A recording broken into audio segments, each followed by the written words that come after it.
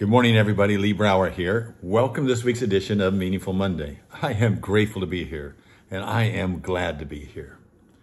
You know, several years ago, I was on a panel with a large audience, and they said, Lee, if you could describe in one sentence, the reason that family wealth rarely succeeds from one generation to the next, what would that one sentence be? And I thought for a second, and I said, I can describe it in one word. And they said, what's the word? I said, lack of gratitude. Or gratitude in the case of it being able to succeed from one generation to the next. Now today, there's so much evidence out there that gratitude is more powerful than we ever gave it credit. It's a muscle, though, that has to be exercised, that has to be used. But look at the studies that are out there right now. You know, according to a Wharton, I think it was the Healthcare Management Alumni Association newsletter that came out on studies focusing just on gratitude.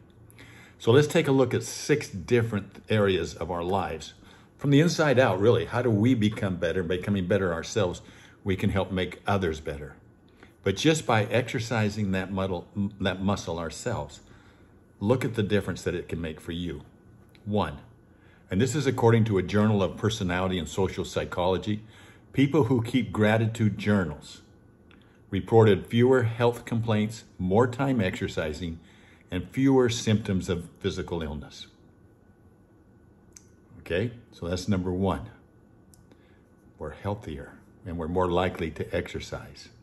Number 2, gratitude reduces your stress level. Now, again, according to another study, the National Center for Biotechnology Information, cultivating appreciation and other like positive emotions showed lower levels of stress hormones in our body. In fact, specifically a 23% reduction in cortisol and 100% increase in DHA, DHEAS levels.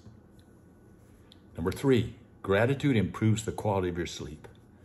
Again, another study. This is the University of Manchester, and in their Journal of Psychosomatic Research, it says that regularly focusing on gratitude and thankfulness improves quality of sleep and resulted in longer sleep hours.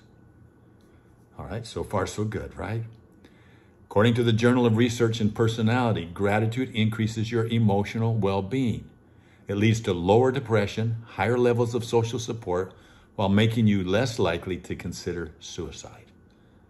And in today's epidemic of suicide, here's a muscle that we can flex that will help offset that, to eliminate it.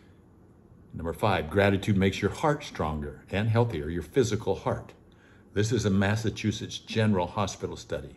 It said the presence of gratitude in a patient may independently predict superior cardiovascular health.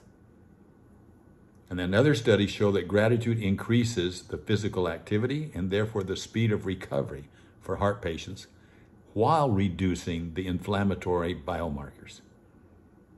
And then number 6, my favorite. Gratitude makes you a more effective leader. And this is a Wharton School of Business study.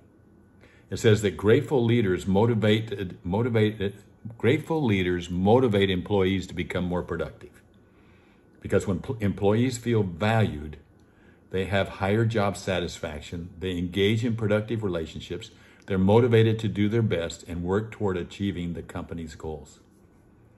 You know, and especially those studies where the participants kept a gratitude journal in which they list at the end of the day the reason that they felt grateful, the results increased.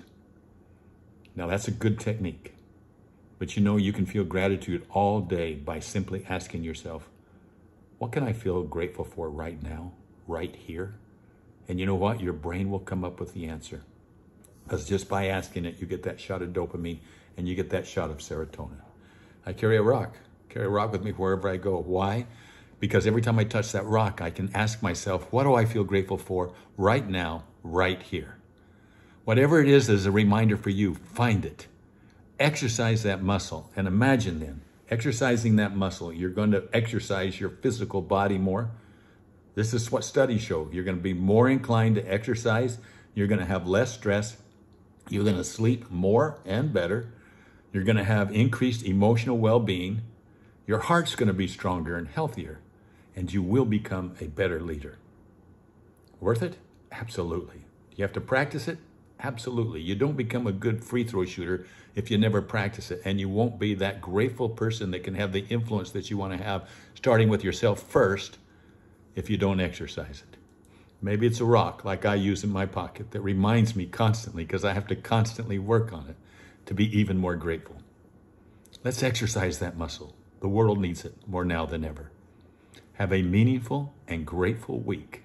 I'll talk to you next week. Bye-bye.